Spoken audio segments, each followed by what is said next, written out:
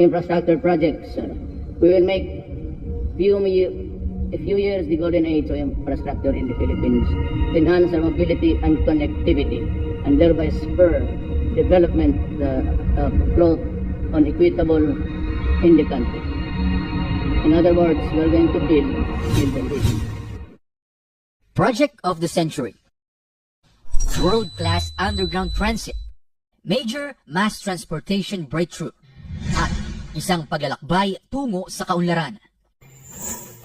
Ito ang nais ipagkaloob ng Metro Manila Subway para sa mga Pilipino sa nalalapit na hinaharap. 36 na kilometro ang haba ng underground railway transit na ito. At bilang kauna-unahang subway system sa bansa, nakatakda itong mag-ugnay sa North Caloocan sa Bulacan at Dasmariñas sa Cavite sa pamamagitan ng National Capital Region o NCR. Sa bilis na 80 kilometro kada oras, tatakbo ang subway sa 7 lokal na pamahalaan at 3 business districts sa loob lamang ng 30 minuto. Mayroon itong 17 istasyon mula Ugong Valenzuela City na magsisilbing depot hanggang sa Terminal 3 ng Ninoy Aquino International Airport sa Pasay at FTI sa Taguig. Sa unang taon ng operasyon nito, inaasahan na kaya nitong serbisyuhan ang 370,000 pasahero kada araw. Samantala, idinisenyo ito upang tumanggap ng hanggang sa 1.2 milyong mga pasahero araw-araw at sa layunin na matugunan ang tumitinding pangangailangan ng sektor ng transportasyon sa ilang pinakaabalang lungsod sa Mega Manila at maibsan ang mabigat na daloy ng trapiko sa maraming lungsod sa Kalakhang, Maynila, binigyang daan ang higanteng proyektong ito sa ilalim ng Build, Build, Build.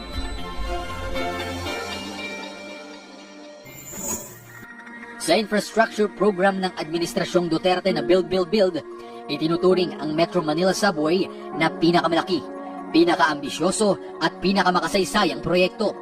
Nagkakahalaga ito ng 7 bilyong dolyar o mahigit 335 bilyong piso. Malaking bahagi ng proyektong ito ay pinondohan ng gobyerno ng Japan sa pamamagitan ng JICA Official Development Assistance Loan na may annual interest na 0.10%. Nakatakda itong bayaran sa loob ng 40 taon at may grace period na 12 taon. Para sa disenyo at konstruksyon nito, lumagda ang Department of Transportation, Shimizu Corporation, Fujita Corporation, Takenaka Civil Engineering, at EEI Corporation sa ilalim ng isang Filipino-Japanese joint venture, Design and Build.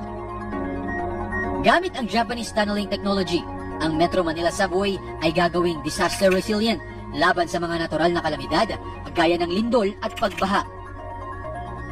Ayon sa Department of Transportation o DOTR, ang subway ay flood-proof at kayang maging earthquake resistant laban sa malakas at mapapinsalang 7.2 magnitude earthquake o tinatawag din na the Big One.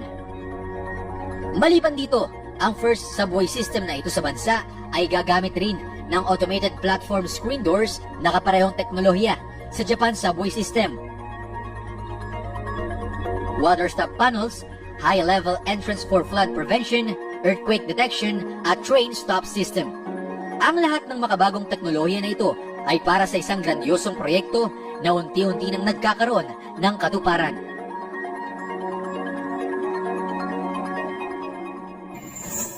Ika-27 ng Pebrero taong 2019 nang isagawa ang groundbreaking ng Metro Manila Subway.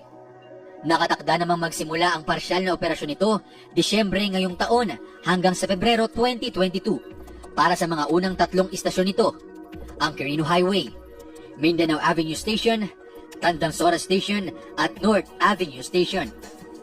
At sa taong 2025, inaasahan na matatapos ang pagbuo sa subway at ganap itong mapapatakbo sa buong linya ng riles nito.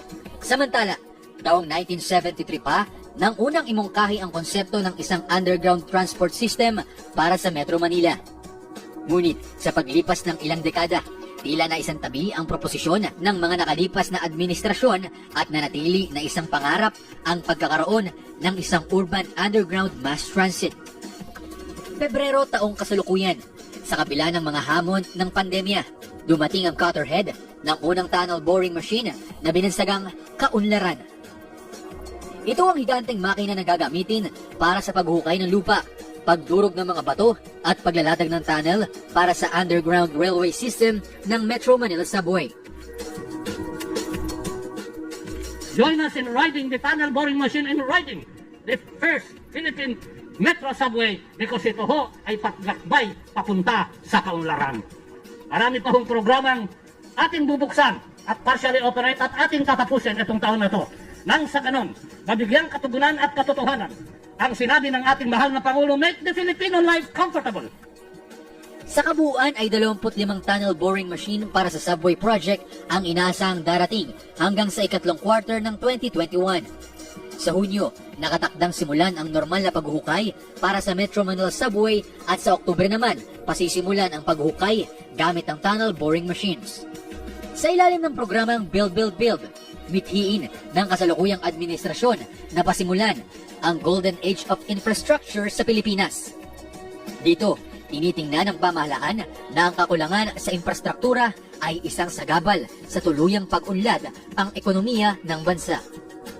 Sa State of the Nation address ni Pangulong Rodrigo Duterte noong 2020, itinuturing ng Pangulo na ang tiyaga, pasensya at determinasyon ay mahalaga sa pagsusulong ng infrastructure projects sa bansa kahit sa gitna ng isang pandemya. We have accomplished significant infrastructure projects under the Build, Build, Build program. I will not dwell lengthily on the nitty-gritty of our infrastructure accomplishments. Now, lest I bore you. Instead, we will release a comprehensive written report of our collective milestones and the details of accomplishments that remind us that perseverance, patience, determination will help us move forward even in the most difficult times. Para naman sa iba, ang pagtataguyod ng subway project na ito at ng Build, Build, Build ay isang napakalaking pasanin dahil sa utang na maiipon ng gobyerno.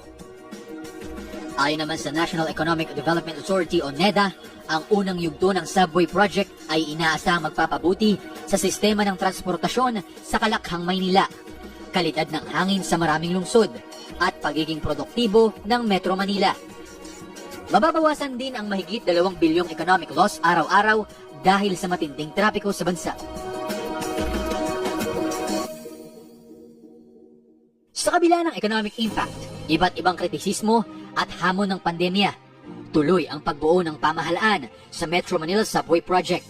Nais ng kasalukuyang administrasyon na maaalala ang panahon ng konstruksyon ng iba't ibang proyekto bilang Renaissance of Philippine Infrastructure. Sa wakas po, magkakaroon na tayo ng subway. Now we can say we have truly modernized our transportation in this country.